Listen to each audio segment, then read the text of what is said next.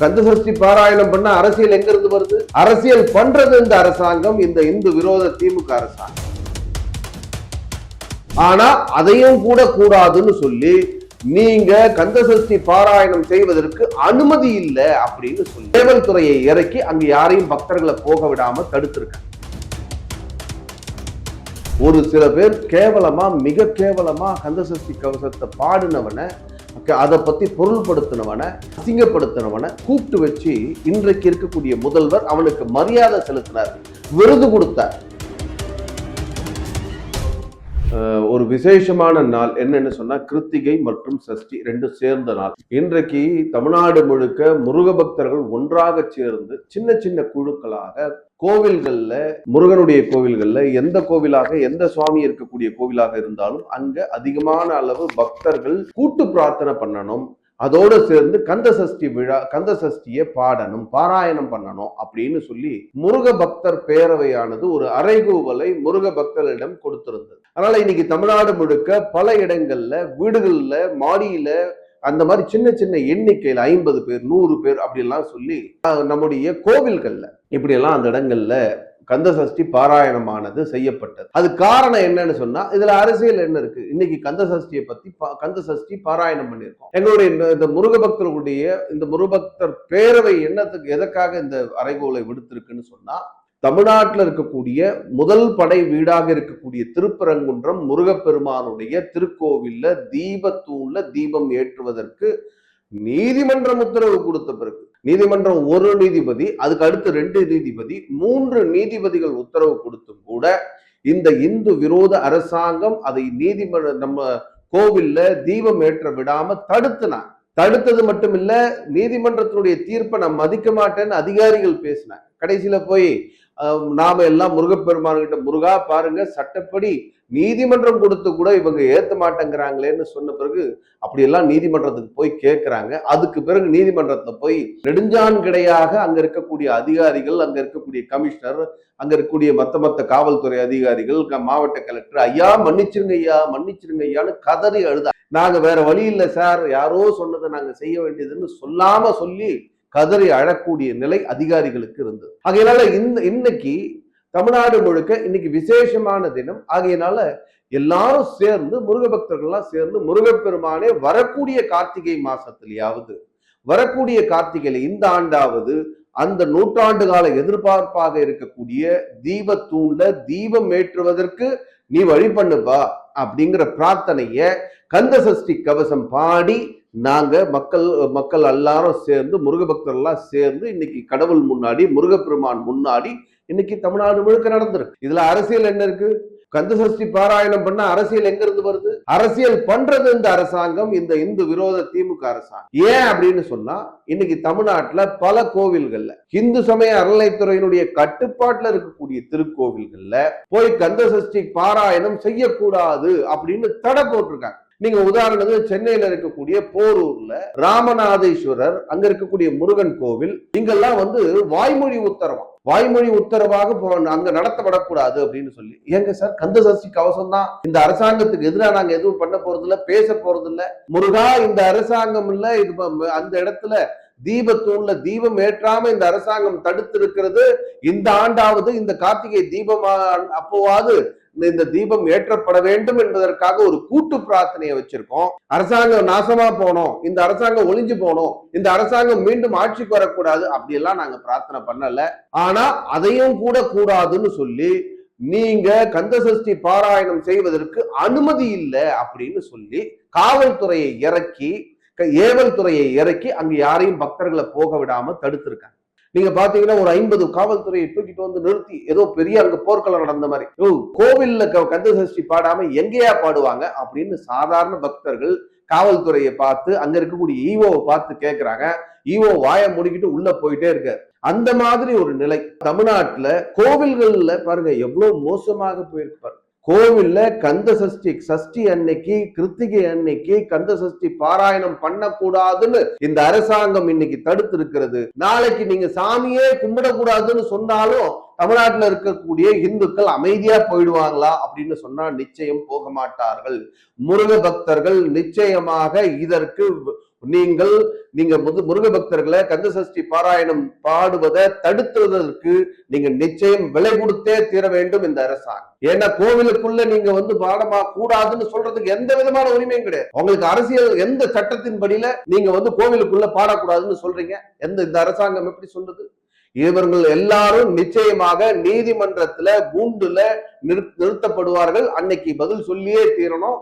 நீதிமன்ற கூண்டு மட்டுமில்லை, கடவுளுடைய கூண்டு, கடவுள் முன்னாடி இவர்கள் பதில் சொல்லக்கூடிய காலம் வெகு விரைவில் வரும். அது நிச்சயமாக இவர்களுக்கு மிக மோசமான விளைவுகளை ஏற்படுத்துங்கிறது தான் நம்ம முருக பக்தர்களுக்கெல்லாம் மிகப்பெரிய கோபத்தின் வெளிப்பாடாக இன்னைக்கு இருந்திருக்கிறது. ஓகே சார், இவ்வளவு விஷயம் சொல்றீங்க. இப்ப இந்த கந்தசஷ்டி கவசம் வச்சதையே வருவோமே, இதை ஏன் பாடக்கூடாதுன்னு அவங்க தடுக்கிறாங்க? இதனால அவங்களுக்கு என்ன ஆதாயம்? அதாவது கந்தசஷ்டி கவசம்னா பயம். கந்தசஷ்டி கவசத்தை இந்த அரசாங்கம், இந்த திமுக அரசாங்கம் ஒரு சில பேர் மிக கேவலமா கந்தசஷ்டி கவசத்தை பாடினவனை, அதை பத்தி பொருள்படுத்தினவனை, அசிங்கப்படுத்தினவனை கூப்பிட்டு வச்சு இன்றைக்கு இருக்கக்கூடிய முதல்வர் அவனுக்கு மரியாதை செலுத்தினார், விருது கொடுத்தார். அப்ப இந்த மாதிரி இந்து கடவுள்களை, முருகப்பெருமான, நம்முடைய சிவனை, நம்முடைய ஈஸ்வரனை, நம்முடைய ஐயப்பனை, இவங்களையெல்லாம் மோசமா பேசுறவனுக்கெல்லாம் மரியாதை கொடுத்து விருது கொடுக்கக்கூடிய முதல்வர் இந்த ஆட்சியில, இந்த திமுக ஆட்சி தொடர்ந்து செய்து கொண்டிருக்கிறது. ஆகையினால கந்தசஷ்டி கவசம் பாடினால் தமிழ்நாட்டில் இருக்கக்கூடிய இந்துக்கள் ஒன்னா சேர்ந்துடக்கூடாது. எல்லாம் ஒன்னா சேர்ந்து கந்தசஷ்டி கவசம் பாடினா இந்துக்கள் மத்தியில ஒரு நல்லது நடந்து விடக்கூடாது, ஒற்றுமை வளர்ந்து விடக்கூடாது.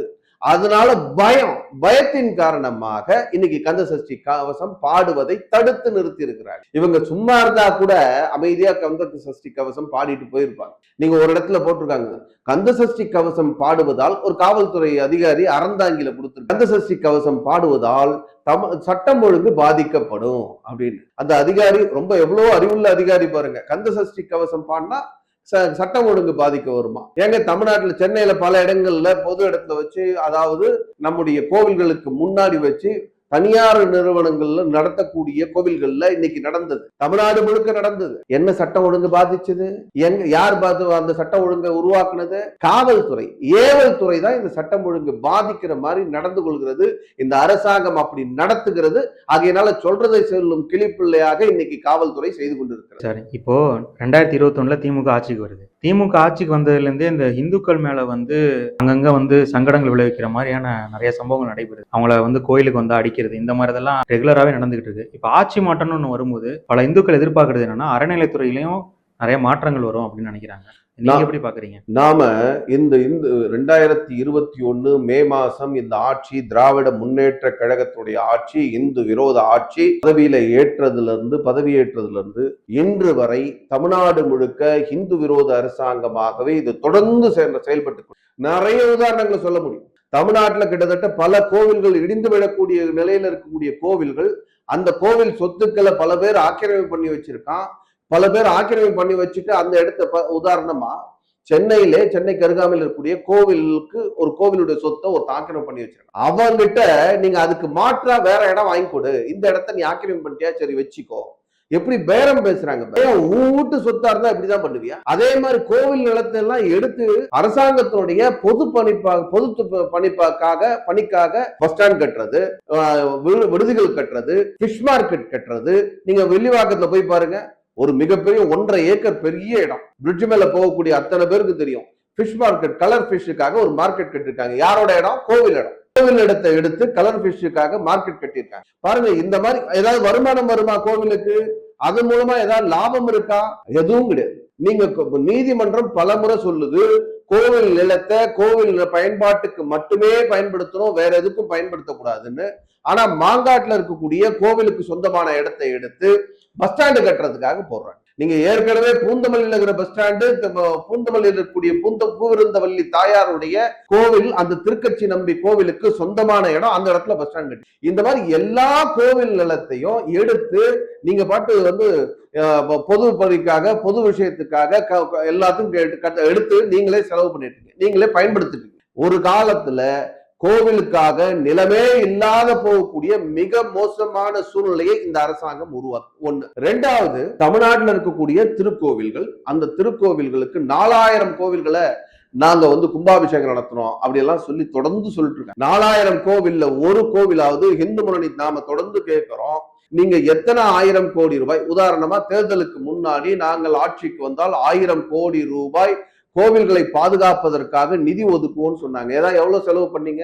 எவ்வளவு கோடி ரூபாய் அரசு பணத்துல இருந்து கொடுத்துருக்கீங்க?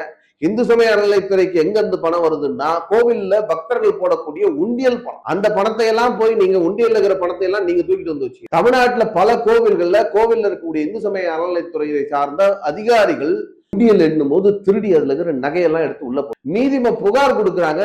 அவரை கைது பண்ணல, அவர் வந்து காவல்துறை கைது பண்ணாம அவரு ஏபி வாங்குற வரைக்கும் அமைதியா வேடிக்கை பார்த்து சிசிடிவில நல்லா தெரியுது அவர் தான் எடுத்து பாக்கெட்ல போறது நல்லா தெரிஞ்சும் கூட அவரை கைது பண்ணாம அவரை முன்ஜாமீன் வாங்குற வரைக்கும் இந்த அரசாங்கம் அமைதியா வேடிக்கை பார்க்கும். அதனால இந்த அரசாங்கம் திட்டமிட்டு ஒருவேளை இந்த யாருக்கு இந்த வேலையை செய்தார்களோ அது காவல்துறை அதிகாரியா இருக்கலாம், இல்ல இந்து சமய அறநிலைத்துறை அதிகாரியா இருக்கலாம், இல்ல திமுகவுடைய அமைச்சரா இருக்கலாம், இவங்களுக்கு எல்லாம் ஏதாவது பங்கு போதான்னு தெரியல. ஏன் ஒரு திருடனை, ஒரு இந்து சமய அறநிலைத்துறையுடைய அதிகாரியாக இருக்கக்கூடிய ஒரு திருடக்கூடியவன், கோவில் பணத்தை திருடக்கூடியவனை கையங்களவமா மாட்டின பிறகு கூட அவனை கைது பண்ணாம வேடிக்கை பார்க்குது இந்த அரசாங்கம். ஆக திருடனுக்கு துணை போவதாக இந்த அரசாங்கத்துடைய செயல்பாடுகள், காவல்துறையினுடைய செயல்பாடுகள் இருக்கு. ஆகையினால நிச்சயமாக நாம் அதனாலதான் தொடர்ந்து சொல்றோம், இந்த அரசாங்கம் இந்து விரோத அரசாங்கம். வரக்கூடிய அரசாங்கம் 2026 தேர்தலுக்கு பிறகு அமையக்கூடிய அரசாங்கம் இந்துக்களுக்கு ஆதரவான அரசாங்கமாக அமைய வேண்டும் என்பதுதான் நம்முடைய எதிர்பார்ப்பு. தமிழ்நாடு முழுக்க இந்த திமுக அரசாங்கம் தொடர்ந்து 100க்கும் அதிகமான கோவில்களை, இந்து கோவில்களை இடித்து தள்ளி இருக்கிறது. ஆனா ஒரே ஒரு சர்ச்சோ மசூதியோ உடைக்கப்படல, இடிக்கப்படல, நீதிமன்ற உத்தரவு கொடுத்தும் கூட நடக்கல.